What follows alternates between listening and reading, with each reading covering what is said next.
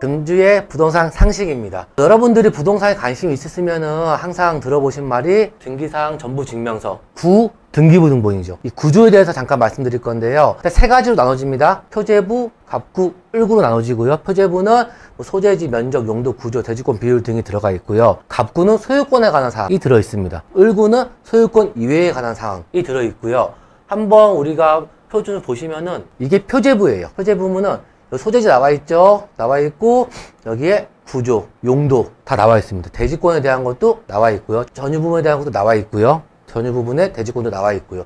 이렇게 간단하게 볼 수 있는 게 표제부고요. 갑구는 소유권에 관한 사항이잖아요. 소유권에 관한 사항은 이제 소유권 보존이나 소유권 이전, 그리고 경매 개시 결정 등기, 여기서는 이제 압류 경매 공매 공고 나와 있는데 경매도 여기에 기재가 됩니다. 그리고 다음으로 갑구, 을구를 보시면요. 을구는 소유권 이외에 관한 사항인데요. 보통은 근저당권이 많이 기재가 됩니다. 간단하게 금주의 부동산 상식을 알아보았습니다. 금주 부동산 상식입니다. 이번 시간에는 부동산을 취득하고 이제 우리는 낙찰받으려니까 그쵸. 그 세금에 대해서 단계별로 한번 알아볼게요. 네. 일단 취득 단계에서는 취득세 나가시죠. 네. 지방교육세 나가시고 노무처 특별세, 부가가치세는 뭐 나가시는 분도 계시고요. 보유 단계에서는 우리 기본 상식적으로 알아야 되는 것들이에요. 네. 재산세가 있고 종부세가 있어요. 네. 상세한 거는 나중에 별도로 아시더라도 이런 이름 정도는 기억하시는 게 좋습니다. 임대할 때는 임대 소득세도 있고 지방소득세가 나가고요. 양도세도 우리가 양도 단계에서는 가장 중요하게 그렇죠. 생각하는데 양도소득세 나가고요. 지방소득세, 양도세 10%가 나가요. 또 지방세로. 요거 체크하셔야 돼요. 내가 얼마가 남는지. 네. 세금부터 세금이 양도세의 10%가 지방세로 나가는구나. 요거 알고 계셔야 되고, 무상이전, 요건 뭐냐면은 뭐 상속이나 증여할 때 그때는 국세로서 상속세, 증여세가 나갑니다. 가장 기본적인 세금들이니까 명칭 정도는 다 알고 계셔야 네. 되니까. 자, 이상으로 금주의 부동산 상식을 마치겠습니다. 자, 이번에도 약간 세금과 관련되어 있는 건데요. 경매를 하시는 분들은 경매에서 배당에 대한 거를 좀 보셔야 돼요. 기본적인 것들은 알고 경매를 참여를 하셔야 되고, 의뢰를 하더라도 조금씩 알고 의뢰를 하시는 게 좋으니까, 당해세라는 게 있습니다. 당해세. 당해세가 배당 순위가 변경됐어요. 굉장히 중요한 건데, 중요한 문제네요. 경매 잘 하시는 분들도 지금 잘 모르실 수가 있어요. 네. 이거를. 요게 전세 사기 때문에 이 법안이 이제 통과가 된 거예요. 그래서 당해세 적용 예외란 게 요게 이제 국세기본법 변경 아니고요. 네. 좀 키워놓은 게 요거예요. 원래 당해세는 임차인의 그 보증금보다 먼저 받아갔어요, 배당에서. 근데 이제 법정기일에 따라서 법정기일이 늦은 당해세도 배분 한도만큼은 임차 보증금에서 우선 변제하는 거예요. 무슨 얘기냐면은 당해세가 법정기일이 늦다 그러면은 우선 배당 안 받아가요. 그 금액만큼 임차인한테 주겠다. 이런 얘기예요. 나온 지 지금 얼마 안 돼가지고 이게 4월 달에 나왔어요. 굉장히 따끈한 내용인데. 네, 얼마 며칠 전에 나온 거라서 이제 경매하시는 분들이나 저희 이제 구독자분들도 체크를 잘 하셨다가 배당에서 이런 게 바뀌었구나. 아주 오랜만에 바뀐 거라서 체크를 잘 해주셔야 될 것 같습니다. 자, 금주의 부동산 이슈였습니다. 먼저 상식입니다. 상식은 저희가 경매 방송이다 보니까 간단하게 경매 절차에 대해서 말씀을 드리려고 하는데요. 일단 첫 번째 이렇게 1번부터 9번까지 절차가 있어요. 1번은 채권자의 경매 신청 되면은 경매 개시 결정이 떨어지고요. 배당 요구 종기, 결정 및 공고가 되고 매각의 준비가 된 후에 매각 방법 등의 지정 공고 통지가 되고 바로 여기서부터 이제 매각 실시가 되는 거예요. 저희가 보는 건 사실 이렇게 되는 거죠. 이렇게 되는 거예요. 저희가 보는 거는 법원에 가서 입찰을 하고 뭐 불허가 신청할 수 있는 기간이나 이런 기간을 지나서 대금 납부를 하게 되면은 소유권 이전 등기 등의 촉탁을 하게 되는 거죠. 이렇게 해서 경매 절차가 마무리되는 것 같지만은 마지막에 배당 절차가 있습니다. 사실 이거는 낙찰자와는 약간 별개의 문제일 수도 있는데 배당 절차가 하고 경매가 절차가 종료되는 이런 시스템입니다. 간단하게 시스템에 대해서 알아봤습니다. 오늘은 우리가 전매에 대해서 알고 계시잖아요. 전매 행위가 원래는 좀 제한이 많았었는데 제한이 좀 완화가 됐어요. 완화가 돼서 사실 수도권은 최대 10년까지 전매 제한이 있었죠. 비수도권은 최대 4년까지. 이게 3년, 1년으로 단축이 됩니다. 날짜는 4월 7일 이번 달이죠. 이번 달부터 단축이 됐습니다. 한번 비교를 한번 해볼게요. 이게 비교표인데요. 이게 종전, 이전에 개선되는 거 요거예요. 종전에는 되게 복잡하죠. 네. 복잡하고 투가, 분양가 상한제, 분상제도 있고 민간 택지, 뭐 조정지역, 투기 과열지구 뭐 5년, 3년, 5년, 8년, 10년, 3년, 6년, 8년 굉장히 복잡하고 또 요 아래 보면 비수도권에 대해서도 좀 복잡하게 되어 있습니다. 이게 이렇게 개선됩니다. 수도권은 원래 10년까지 최대 10년이었는데 최대 3년까지 그러니까 3년 다 밑으로 가지고 이제 있으면. 제한된다는 말씀이세요. 그리고 비수도권은 최대 1년까지 제한된다는 얘기예요. 이렇게 되면은 좀 더 우리 투자하시는 분들에게는 조금 좋은 소식이 아닐까 라는 생각이 듭니다. 그러니까 일단 저렇게 보니까 이런 정리를 하자면 이거죠. 결국은 거래를 활성화하기 위한 네. 그런 부동산 방안이죠. 경기를 올리려고 맞습니다. 하는 건데 또 지방 쪽에서는 이러면은 양극화가 더 심해진다 이런 소리도 있으니까요. 그럴 수도 저 있겠네요. 비수도권 말씀하시는 그렇죠, 그렇죠. 거죠? 네네. 네, 다 지혜롭게 적용하셔가지고 네네. 투자하시는데 쓰시면 될 것 같습니다. 금주의 부동산 이슈였습니다. 부동산 상식입니다. 오늘은 주택임대차 보호법에 대해서 간단하게 Q&A로 한번 알아보겠습니다. 뭐 많이 아시는 분도 계시겠지만 의외로 모르시는 분도 많습니다. 그렇죠.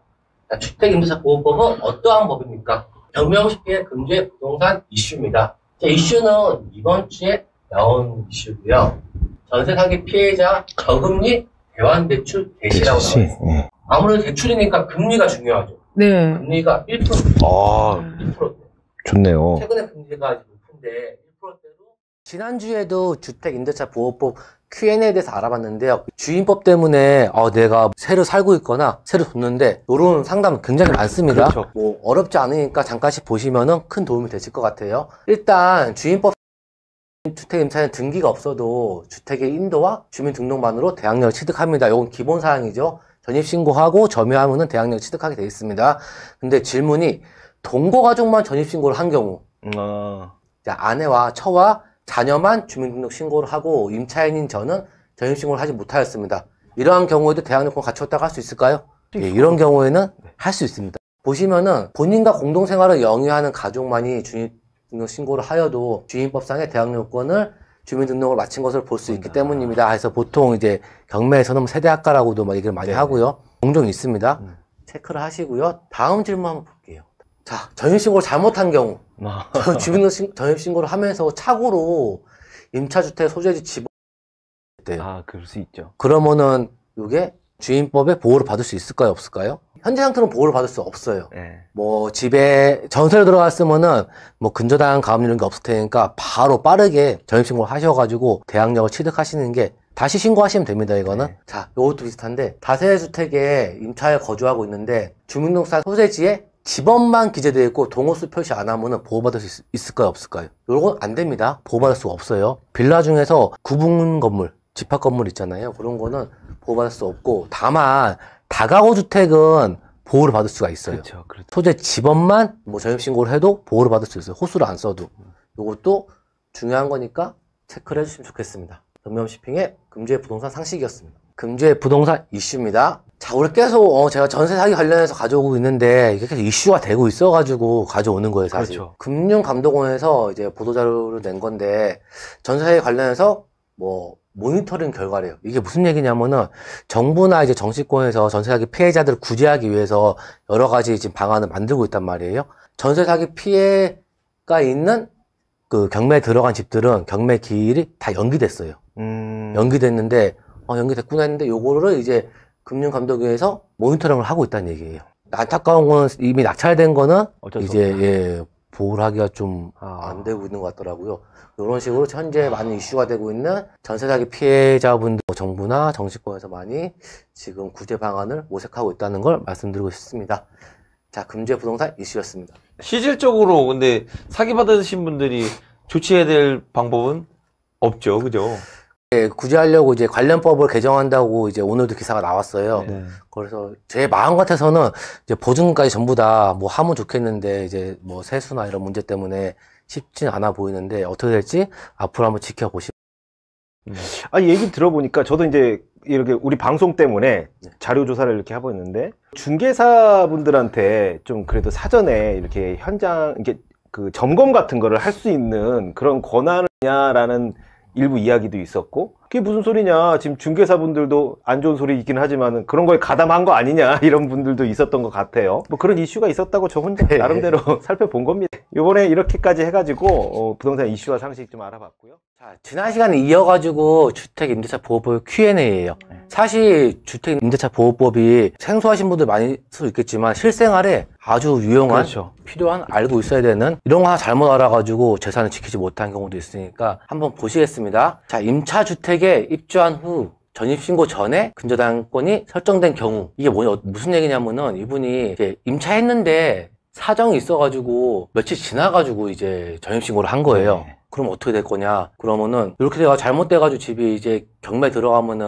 어떻게 되냐? 그러면 대항력이 없어요. 없어가지고 문제가 되는 거죠. 바로 대항력을 취득하지 못하는 거예요. 그러니까 이제 입주를 하면은 바로 바로 전입신고를 하셔야 되는 거 사실. 어때 좀 바빠서 아니면 이삿짐 정리를 해야 되기 때문에 이러지 마시고 이사한 당일날 바로 주민센터에서 주민등록 전입신고를 하셔야 됩니다. 이게 굉장히 중요한 거예요. 이사님, 그 계약서를 쓰고 나서 네. 바로 전입신고를 해도 가능할까요? 그거 잘 안 받아줍니다. 안 받아줍니까? 네. 안 받아주고 확정일자는 이제 받아주시는데 확정일자는 받아주고. 전입은 직접 전입을 해야 되는 거니까 안 받아주고, 이게 생각보다 굉장히 중요한 거기 때문에 저희 구독자분들도 꼭 해주시고, 자녀분들 이제 집 구해줄 때나 이럴 때도 알려주셔야죠. 알려주시고 꼭 해야 된다라고 말씀해 주시면 좋을 것 같습니다. 두 번째 Q&A인데요. 일시적으로 주민등록을 이전한 경우, 자, 저는 주택을 임차하여 주민등록 전입신고까지 마치고 거주하던 중에 사정이 생겨가지고 가족 전원이 다 주민등록을 다른 곳으로 일시 이전했다가 다시 전입했대요. 요럴 때, 그런데 그 사이에 근저당권이 설정되고 그에 따른 경매가 실시돼서 현재 매수인이 저에게 집을 비워줄 것을 요구하고 있습니다. 이때 임대보증금의 반환을 받지 못한 채 무조건 비워줘야 하는 건지요? 이럴 때는 되게 유감스럽지만은 무조건 집을 비워주셔야 돼요. 저는 알 것 같아요. 네.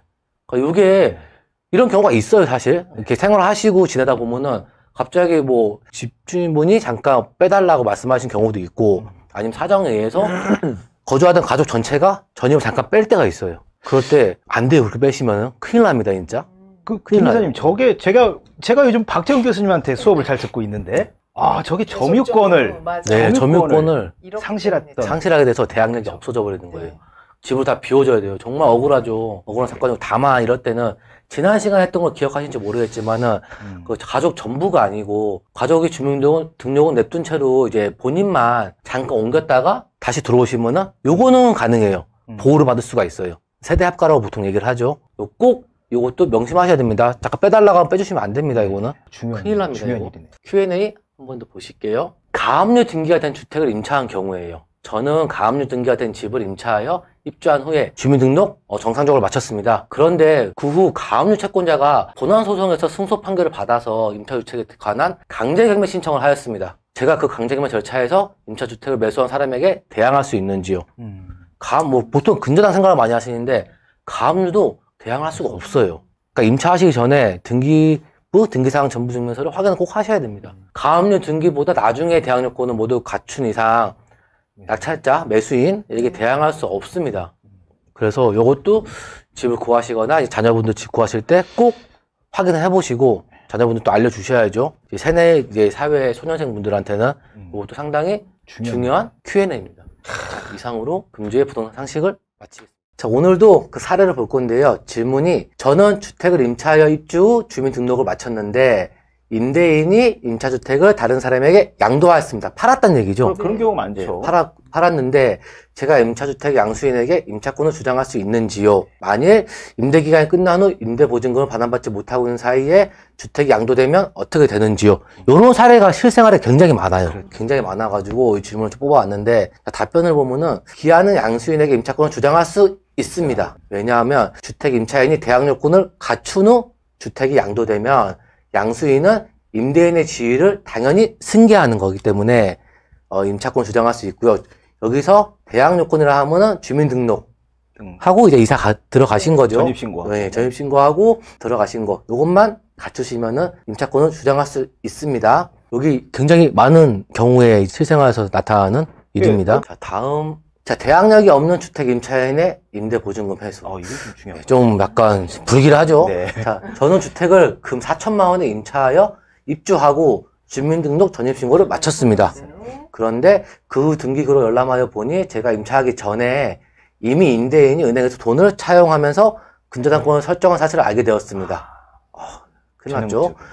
만약 앞으로 이 임차주택에 대한 근저당권 실행을 위한 경매 절차가 개시된다면은 저는 어떠한 방법으로 임대보증금을 해소할 수 있겠습니까? 물어보겠습니다. 자, 이거 좀 안타까운 경우일 수가 있는데, 기아의 경우 주택 인도 및 주민등록을 갖추기 전에 이미 근저당권이 설정되어 있기 때문에 매수인에게 대항할 수는 없어요. 그러니까 대항력은 없다는 거죠.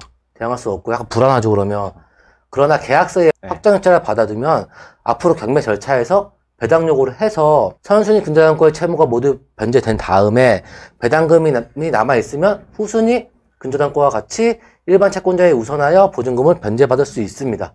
이 말은 변제받을 수 있긴 해요. 근데 확정일자 받아놔야 돼요. 확정일자 받아놔 변제받을 수 있는데 받을 수도 있고 못 받을 수 있는 거예요. 이제. 경락 입찰 금액에 따라서, 낙찰 금액에 따라가서. 이 부분은. 네, 근데 좀 궁금한 게 네. 배당 요구를 해야 된다고 하는데 네. 이게 이제 어떤 내용이죠? 경매가 진행되면 네. 이제 법원에서 배당 요구하러 안내문이 날라와요. 네네. 그걸 가지고 배당 요구를 하셔야 돼요. 네. 법원에다 배당 요구를 해야지. 배당 요구를 해야지만 네, 해야지만 네. 받을 수 있습니다. 먼저 이렇게 주택 임차하기 전에 그 등기사항 전부 증명서를 보고 네. 근저당이 있나 없나 꼭 확인을 확인하셔야 되고 그러네요. 부동산 중개인한테도 꼭 확인해달라고 말씀을 해주셔야 돼요. 근데 보통 김 이사님 좀 질문이 많아지는데 보통 이렇게 그런 등기부등본 보면은 집주인분들께서 보통 근저당권 많이 잡혀 계시잖아요. 보통 많이 잡혀있는 거는 이제 다가구 주택 같은 거, 아. 3층짜리 원룸 건물 있잖아요. 네. 그런 거는 보통 다 잡혀 있습니다. 그런데 이제 다세대 주택, 그러니까 빌라 같은 개개인이 주인이 있는 네. 다세대 주택은 잡혀 있어도 상한 조건이나 이렇게 이제 들어 전세라면은 집값이 만약 여기 한 7천만 원 됐다고 치면은 4천만 원, 5천만 원 들어간다 그러면은 상한 조건으로 해서 들어가셔야 되는 거예요. 그러니까 건축물에 따라서 좀 차이가 있습니다. 그런 거 유의 좀 하셔야 되겠네요. 자, 다음 사례 한번 볼게요. 이게 실생활에 좀 많이 필요한 사례라서 제가 좀 많이 계속 가지고 오고 있는데, 자, 경매 개시 결정 등기 후에 확정일자를 부여받은 경우 한번 보겠습니다. 임차주택에 관하여 경매 개시 결정의 등기가 격려된 후에도 임대차 계약서에 확정일자를 부여받을 수 있는지요? 좀 어려울 수가 있는데, 또 부여받은 경우 그 효력은 어떻게 되는지요? 좀 어렵죠, 약간. 전입신고는 돼 있는데 확정일자를 안 받은 거예요. 확정일자를 안 받은 사고. 확정일자를 받아야지 이제 배당에 참여를 할 수 있는데 확정일자를 못 받으신 거예요. 그쵸. 깜빡했나 봐요. 네. 근데 그런 경우도 뒤늦게라도 확정일자 받아서 그거네. 뭐 참여를 할 수 있냐 이렇게 물어보시는 거고, 자, 확정일자부 임차인으로서 우선 변제를 받기 위하여는 반드시 경매 결정 등기 이전에 확정일자 갖출 필요가 없습니다. 그래서 따라서 경매 개시 결정 등기가 격려된 이후에도 확정일자를 받은 경우에도 별도의 집행권은 없이 배당 요구를 할 수 있고 배당에 참여할 수 있다는 얘기예요. 배당을 참여할 수 있다. 결과적으로 얘기는 뭐냐면은 난 전입신고만 하고 확정일자 잘 모르거나 실수해도 안 받았어. 근데 경매가 진행된 거예요. 그러면은 얼른 가셔가지고 확정일자 받으시라 이 얘기예요. 예, 받고 선순위 담보권자나 압류 가압류권자에 우선할 수는 없지만 수순위 담보권자나 기타 일반 채권자보다는 우선하여 배당받을 수도 있습니다. 이런 경우가 있으신 분들 혹시나 계시면은 빨리 확정일자를 받으시는 게 좋습니다. 자, 경매홈쇼핑의 금주의 부동산 이슈입니다. 정책이나 이런 것들을 빠르게 좀 캐치를 해서 가져와서 알려드리는 거예요. 지금 오늘은 국토교통부예요. 17일 어제 4시 이후에 발표를 해가지고 제목이 뭐냐면은 주택임대차 신고제 제도기간이 1년 연장되었습니다. 이게 지금 보시면은 어제 내용 한번 볼게요. 국토교통부는 주택임대차 신고제의 계도기간을 당초 23년 내년 5월 31일까지 해서 24년으로 1년 더 연장했다고 이제 밝혔어요. 이게 뭐냐면은 주택임대차를 이제 계약을 하면은 이제 신고를 해야 되는 거를 21년도부터 시행을 했어요, 사실. 했고 이거를 하지 않는. 네, 당초 23년도까지는 계도기간. 이게 만약 뭐 잘못 우리가 안 했어. 실수를 안 했는데 여기에 뭐 이제 과태료를 부과하거나 요거를 좀 유예시켜 줬는데 1년 더 연장하겠다고 발표를 한 거예요. 요거 신경 많이 쓰는 분 많았어요. 내가 만약에 전월세를 주고 있는데 신고를 해야 되나? 말아야 되나? 21년도 당시에는 저도 그때 할 때 신고를 해야 되겠지? 이러면서 막 되게 좀 헷갈렸었는데 그래서 실수하셔서 과태료 맞으면 안 되니까 잘 기억하고 있다가 이제 내년 지나면은 신고를 무조건 해야 되는구나. 신고는 이제 한 달 내에 하시는 거 30일 내에 신고를 하게 돼 있습니다. 자, 금주의 부동산 이슈였습니다. 금주의 부동산 상식입니다. 자, 저희가 이제 뉴스나 신문 기사 보면 LH라는 말이 많이 나와요, 사실. 그렇죠. 근데 저희가 느낌으로는 LH 그 LH 어. 아는데 그 LH가 뭐냐? 무슨 목적으로 설립이 돼 있고 그렇죠. 지금 예, 예. 그냥 자금은 어디에 돼 있고 어떤 사업을 하고 있냐? 이런 거에 대해서 간단하게 알아보면은 나중에 뉴스 볼 때도 이거 그거구나.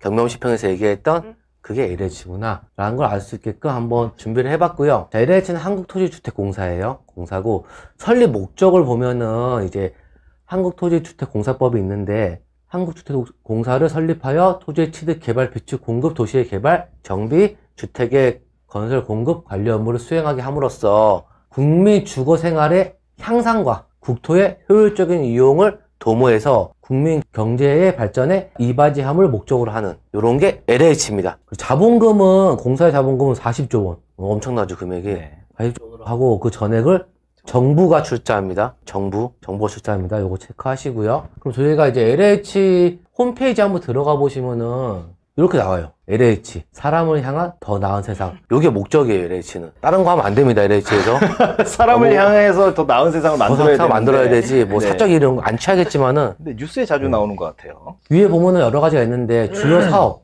요 사업을 한번 볼게요. 사업이 도시 조성 사업, 도시 재생 사업, 지역 균형 사업, 공공주택 사업 다 이제 좋은 거예요. 주거 복지 사업도 있고 국가 정책 사업도 있고요. 기타 사업에는 뭐 일반 토지 매입 이런 것도 있고요. 연구 기술도 하고요. 요게 뭐냐? 그러면 좀 더 상세하게 보면은 주요 사업에 대해서 보면은 도시 조성 사업은 이제 규모가 적은 것은 택지 개발, 규모가 좀 큰 것은 신도시 개발. 요런 거를 LH공사가 주도적으로 진행하고 주도적으로 하는 있고 곳이군요. 굉장히 많이 있어요. 지금 92곳 이상이 지금 진행 중에 있고요. 그 LH공사가 택지를 사들여가지고 기반시설 공사한 다음에 일부는 민간하게 분양하고 일부는 직접 건축해서 분양 임대 사업을 진행하는 거예요. 뭐 신도시 만드는 거 있잖아요. 그렇죠. 그럼 네. 주도적으로 하는 거고 도시 재생 사업은 기존에 노후화된 도시 이런 것들을 개발하는 사업. 너무 오래되고 막 낙후돼 있고 기반시설 없고 이런 데는 도시 재생 사업을 하는 거고 또 공공주택 사업 요것도 많이들 알고 계시죠. 직접 해가지고 LH가 직접 주택을 시공해서 신혼부부한테 저렴하게 분양 임대하고 네. 이런 게 대표적으로 있죠. 희망타운 이런 게 있고요. 주거복지 사업에서는 뭐 행복주택 많이 들어보셨죠? LH가 건설해서 임대하고 주변 시세의 60에서 80% 정도에 임대하는 거예요. 임대하는 거고 연구 임대주택도 있고요. 매입 임대 사업도 있고 주거급여 사업도 있어요. 월소득 174만 원 이하 가구에게 월 35만 9천 원의 주거비를 줍니다. 예, 좀 어려우신 분들한테 좋은 일도 하고 있습니다. 다양한 사업을 하고 다양한 있네요. 사업을 하고 있습니다. 그리고 저 아까 공공주택 특히 신혼부부들과 관련해서 우리 이제 요즘 결혼하신 분들이 많이 없는데 신혼 기준은 결혼 7년 차까지 7년. 7년입니다. 네. 7년. 생각보다 좀 길게 좀 느껴지죠? 신혼이 기네요. 네, 7년입니다. 그러니까 거기 꽂히셨네요. 이상으로 금주의 부동산 상식을 마치겠습니다. 부동산 이슈입니다. 이것도 이제 보도자료인데요. 이번 주에요. 이번 주에 네, 보도된 맞아요. 거고 사실 제목 보시면 원룸 오피스텔 등 관리비 투명화에 대한 거고요. 과도한 관리비를 부과하는 관행들이 있어요. 원룸이나 아니 오피스텔 같은데 혹시 구해보셨는지 모르겠지만은 저는 많이 봤거든요. 뭐 만약에 500에 30만 원인데 관리비 14만 원. 네, 그렇죠. 그러면은 뭐 사회초년생들이나 우리 같은 사람 구하려고 그러면은 아니 월세랑 거의 뭐 반값 정도가 되는 게 관리비로 나가요. 그리고 중요한 게 김 이사님 네. 내용도 몰라. 그냥 내용 관리비래. 몰라요. 저는 중개사님들한테 이게 뭐예요 물어보면은 이렇게 잘 말씀을 안 해주더라고요. 이런 관행들이 있어요. 이런 관행들을 막고 임차인의 알 권리를 보장하기 위해서 소규모 주택 관리비 투명화 방안을 마련해가지고 이제 6월 달부터 진행을 해서 네. 9월, 뭐 12월 시행하는 걸 목표로 해서 진행을 하고 있고요. 자, 이게 개선되는 거예요. 저희가 원룸을 구하려고 오피스텔을 구하려고 광고를 보면 보통 이렇게 나오죠.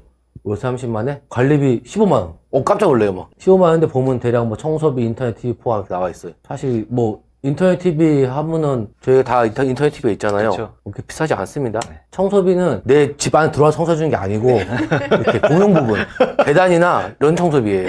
오해하신 분도 계세요. 우리 집 청소해주나 보다 이게 아니고 계단이나 이런 거 청소해주는데 청소비. 공동 청소비. 그럼 저는 약간 이게 납득이 안 됐었는데 네. 요게 이렇게 바뀌어요. 광고도 이제 월세 근데요. 30만 원, 관리비가 15만 원인데 세부적으로. 세부 내용이 다 있어야 돼요. 인터넷, TV, 청소비라 그러면은 지금 인터넷이 만약 10,000원, TV 10,000원, 20,000원이가 청소비, 집 청소 아니니까 일주일에 한 번 나가 청소해 준 거니까 뭐 10,000원 하면은 30,000원이 맞는 건데 뭐 일반 관리비가 있을 수가 있죠. 그러니까 이렇게 개선되게 이제 바뀌게 되고요. 계약서에 보면은 계약서의 관리비에 대한 내용이 적히죠. 임대차 계약서 많이 써보신 분도 아시겠지만은 디테일하게 전부 다 적는 걸로 표준 계약서를 개정하는 방식으로 개선할 예정입니다. 참고해 주시고 혹시나 나중에 올해 한 9월, 12월 지났는데 이렇게 뭉뚱그려서 광고를 하고 있거나 계약서에 임대차 계약서에 적혀있지 않다면은 좀 이상하게 생각하시는 게 좋을 것 같습니다. 네. 금주의 부동산 이슈였습니다. 경명시평의 금주의 부동산 상식입니다. 모두 아실 수도 있는데 사실 등기부등본 등기사항 전부 증명서를 어떻게 발급받냐 이런 질문을 되게 많이 받았어요. 그러니까 동사무소 가서 직접 띄시는 분들도 많으시죠. 뭐 어디 뭐 등기소 가서 띄기도 하고 막 이러는데 발급받는 방법이 사실 간편하게 있으니까 한번 간단하게 소개해드리려 가져왔는데 인터넷 등기소라는 데가 있어요. 그래서 이제 검색창에다가 인터넷 등기소를 치시면은 이렇게 화면이 나와요. 그럼 회원 가입하셔가지고 아이디랑 비번 치고 들어가시면은 바로 이렇게 로그인이 됐죠. 로그인이 되면은 등기 열람 발급 클릭하시고 여기 클릭하셔도 되고요. 클릭하셔가지고 주소를 적으시고 주소를 치게 되면은 열람을 하거나 아니면 발급을 받을 수 있거나 한번 등기사항 정보 증명서를 발급받을 수가 있어요. 아니, 굉장히 간단하죠. 그쵸. 아니, 자기가 원하는 물건이 있으면 그냥 저런 데 들어가서 한번 보는 다운받아서 거죠. 보시는 겁니다. 물론 유료입니다. 유료. 700원? 네, 700원, 맞나요? 900원 뭐 이렇게 냅니다. 700원인데 네. 1년에 등기비 띄는 비용이 얼마일 것 같습니까? 700억 정도? 그만큼 많은 그거를 사람들이 또 윤 대통령님이 이제 없애겠다, 아. 무료화하겠다 어. 공약을 거셨는데 네. 한번 지켜보겠습니다. 네, 다 확인해 보셔야 됩니다. 물론 이제 좋은 중개사분들 다 잘 하시겠지만 직접 해봐야죠. 확인하시는 게 두 개도 또 많이 하시는 분들은 네. 또 월 얼마씩 결제하셔갖고 이렇게 하시는 분들 계세요. 여기서 솔직히 집원으로 찾을 수도 있고 도로명으로 찾을 수가 있고 이렇게 해가지고 이제 익숙한 번지수를 해가지고 찾으시면 발급받으실 수가 있습니다. 있죠. 네. 네. 금주의 부동산 이슈인데요. 자, 이번에는 이제 우리가 전세 사기에 대해서 얘기를 많이 하다가 한동안 안 했었는데 전세 사기 의심이 되는 공인중개사 특별 점검을 진행했었어요. 해가지고 결과 발표가 났었고요. 내용을 보시면은 이번 점검은 주택도시보증공사의 전세보증금 반환 보증사고 중 악성 임대인 소유 주택의 임대차 계약을 2회 이상 중개한 수도권 소재 공인중개사 242명을 대상으로 실시하였다고 나와요. 자, 그 결과 99명, 41%가 위반행위 108건을 적발했대요. 그래서 관련 법에 따라서 53건은 수사 의뢰하고 경찰에다가 네. 그리고 행정처분은 등록 취소 1건, 업무정지 28건, 과태료 부과 과태료. 66건에서 행정처분 진행 중이에요. 네. 이렇게 좀 심각한 강력하게 조금 네, 강력하게 좀 하고 계시는 행정처분 거고요. 해야 될 것 같아요. 이거 서민들이 너무 많이 진짜 피해 받으신 많이 분들이 받았죠. 많아서 네. 1차 이제 점검을 여기서 진행을 하고 수도권에서 전국으로 확대해서 2차 특별 점검 진행합니다. 해서 뭐 잘못하신 분이 계시면은 이제 빨리빨리. 예, 벌을 받고 이런 상황이 되겠죠. 자, 주요 위반 내용이 좀 궁금하실 것 같아가지고 가져와 봤는데 와, 경찰에 수사 의뢰한 건 53건 보면은 무등록. 무등록 중개 하신 분도 계세요. 와, 예, 중개업소 등록 사실이 없거나 중개사가 계약서를 작성 사실이 없음. 를 주장한 사례가 있고 예, 이런 사례도 41건이 되고요. 거짓된 언행으로 중개 의뢰인의 판단을 그르치게 하는 행위 네. 그리고 컨설팅 업체로부터 리베이트 수령 무자본 갭 투자 하신 분도 경기도권에 5건이 있고요. 그 등록증을 이제 대여하는 사례도 있어요. 이런 것도 암암리에 많이 하시나 네. 봐요. 그래서 이런 사례도 있고 공인중개사가 아닌 자가 공인중개사 유사 명칭 사용 이런 경우도 있고요. 5건이 됩니다. 가장 많은 게 이제 무등록 중개 무등록 중개. 54건. 이게 이제 경찰에 수사에 의뢰된 53건이고요. 무등록 중개 생각보다 많네요. 네. 예. 그러면 이제 행정처분에 대한 55건을 보시면은 등록증 대여가 한 건이 있죠. 네, 아까 있었죠. 그렇죠. 만약에 폐업했으면은 재개업 시에 이제 등록 취소시킨다고 그렇죠. 돼 있고요. 그리고 중개보수 뭐 초과수 수도 있고 결격 사유 있는 중개보조원 고용한 사례도 있고요. 요 아래 보시면 좀 황당한 게 있었는데 계약서 서명 날인 누락 이런 게 어떻게 다 있을 수가 있는지 저는 잘 이해가 안 가긴 하는데 이런 건도 있고요. 쭉 내려가시면은 뭐 중개 대상을 확인 설명 미흡했고요. 그러니까 확실하게 이제 큰 돈이 오가는 거야, 전세는 사실. 그렇죠. 그럼 꼼꼼하게 설명도 해줘야 되고 하는데 이런 것도 설명 미흡하게. 그리고 그 아래 보시면은 중개 대상 표시 광고 위반 사건도 있어요. 뭐 한 건이긴 하지만은 그리고 중개사무소 등록증을 미개시한 사건도 한 건이 있고요. 가장 많은 게 요거예요. 설명을 제대로 안 해주신 거예요. 그렇죠. 우리 김 이사님이 굉장히 분노하고 계십니다. 일반 분들을 네. 대상으로는 설명을 꼼꼼하게 해드려야 돼요, 사실은. 그러니까 저희처럼 이런 거를 이제 업으로 하거나 전문가 분들은 다 아니까 그런데 일반 분들 잘 모르세요. 전세 구하는 것도. 요거 보고 되게 좀 황당해가지고 계약서 설명 누락한 것도 있는 거 보고.